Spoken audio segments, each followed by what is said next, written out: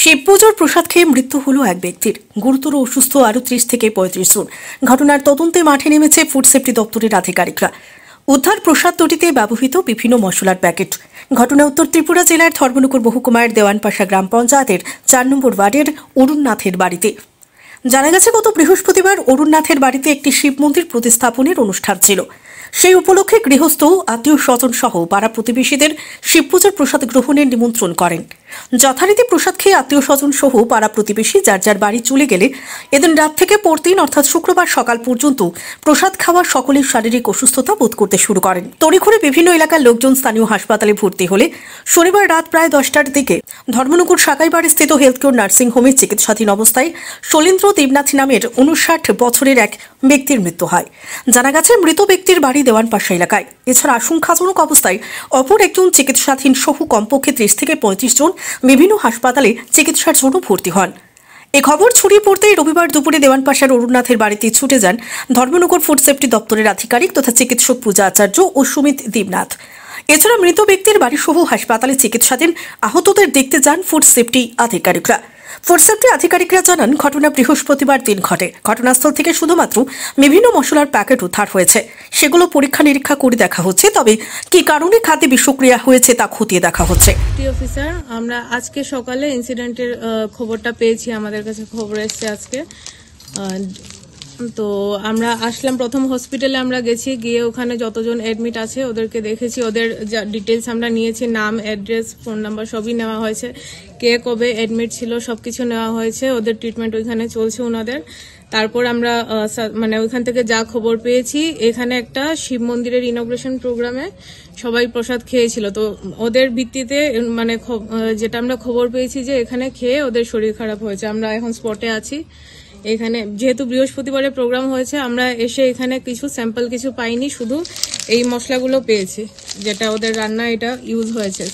তো এই মশলাগুলো প্রত্যেকটা ডেট আছে। তারপর আমরা এগুলো যেহেতু এইটাই পেয়েছি, তো আমরা এটাই নিয়েছি। এখন এটা আমরা ইন্সপেকশন কন্টিনিউ করব, তারপর রিপোর্ট আপনারা পাবেন। আচ্ছা ম্যাডাম, কার বাসাতে এটা হয়েছে, কোন জায়গায় সেটা হয়েছে? মন্দির প্রতিষ্ঠাতা অরুণনাথ, দেওয়ানপাশাতে হয়েছে। কি মনে করছেন আপনারা, যা তদন্ত করলেন এখন পর্যন্ত?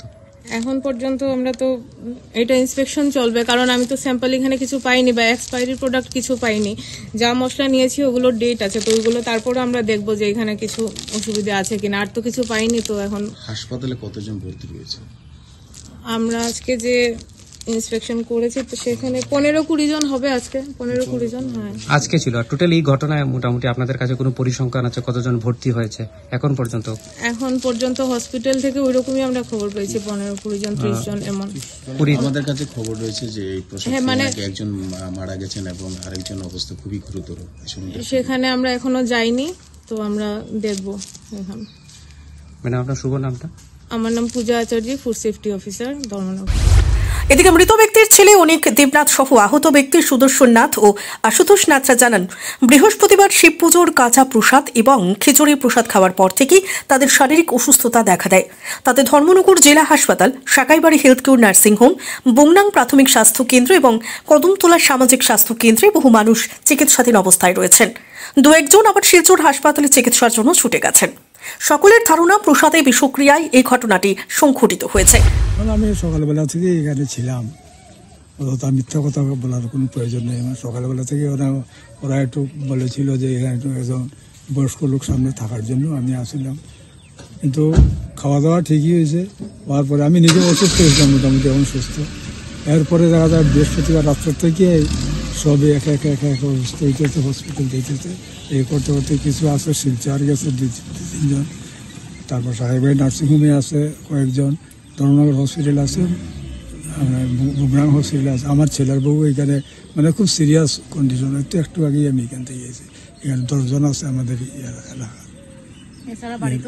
এবং যারা শুধু ফলটা খাইছে এরা অসুস্থ হয়েছে। যারা এখানে জল খাইছে না, এখানে কোনো প্রসাদ খাইছে না, বাড়িতে গেছে, দেওয়ার পরে হয়তো কেউ আইছিল নিচে, এই প্রসাদটা যারা খাইছে তারা অসুস্থ হয়েছে, আছে হসপিটালে, হসপিটাল।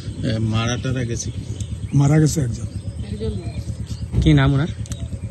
নামটা আমার ঠিক অনেক শৈলেন্দ্রনাথ। শলীন্দ্র। শলীন্দ্র কত হবে বয়স আনুমানিক কাকু? 60-60-এর কবে মারা গেছে? কালকে মারা গেছে। আমার নাম আশুতোষ নাথ, বাড়ি দমপাশা। ওই দিন গত বৃহস্পতিবারে একটা শিব মন্দির প্রতিষ্ঠিত উপলক্ষে আমাদের নিমন্ত্রণ করা হয়েছে। ওই দিন নিমন্ত্রণ করাতে গিয়ে আমরা এখানে প্রসাদ গ্রহণ করি। এতে প্রসাদ ছিল ফল আছে কিছু, আর খিচুড়ি এবং মটর ভাজি। ওই দিন আমরা সব প্রসাদ খেয়ে আসার পরে ওই দিন না, এর পরের দিন সকালবেলা হইতে আমি সহ আমার ফ্যামিলির 4 জন বা অন্য সদস্যরা আছে এবং আমরা গ্রামের প্রায় আমার হসপিটালে 30-40 জন পেশেন্ট উপস্থিত আছে। তাদের চিকিৎসা চলছে। তারা সবেরই পেট খারাপ, বমি, এই চলছে। মাথা বেদনা, জ্বরও আছে। আরও অনেকেই আছে বঙ্গাং হসপিটালে, অনেকে আছে নার্সিংহোমে। মূলত মানে কার বাড়িতে গিয়েছিলেন? মূলত অরুণ দেবনাথের বাড়িতে গিয়েছিলাম। ওনার বাড়িতে শিব মন্দির প্রতিষ্ঠিত। কোন জায়গায় বাসা ওনার? বাসাটা হলো শঙ্করমোচন মন্দিরের পিছনে ওনার বাসা। এটা কি কোন গ্রাম পঞ্চায়েতের? গ্রামপঞ্চা 1 নম্বর গ্রাম পঞ্চায়েতের নিকটেই ওনার বাসা। শুক্রবারে সন্ধ্যা থেকে অসুস্থ, দমনগর হসপিটাল লিয়ে গেছিলাম। স্যারে দেখছে, মেডিসিন দিছে, কমেন না। পরের দিন সাকাইবাড়ি লইয়া গেলাম। সাকাইবাড়ি চিকিৎসাধীন অবস্থায় কালকে রাত্রে 10টার দিকে মারা গেছে। অসুস্থ তো বৃহস্পতিবার রাত্রে আমরা পাশের বাড়ি শিব মন্দিরের পূজা প্রসাদ খাওয়ার পর থেকে অসুস্থ হওয়ার পরেই তো হসপিটালে নিলাম, কমে না। সাকাইবাড়িতে ট্রান্সফার করলাম। সাকাইবাড়ি চিকিৎসাধীন অবস্থা কালকে মারা গেলাম। তাই বয়স? 59। তাই নাম? শরীন্দ্র দেব। না, তোমার নাম? আমার নাম অনিক দেব।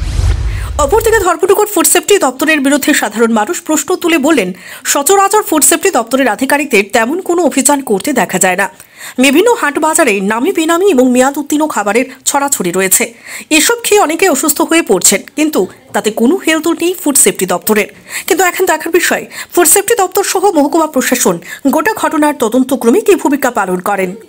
ধর্মনগর থেকে অক্ষয়দীপ মজুমদারের রিপোর্ট, সত্যের খোঁজে 24 ঘন্টা।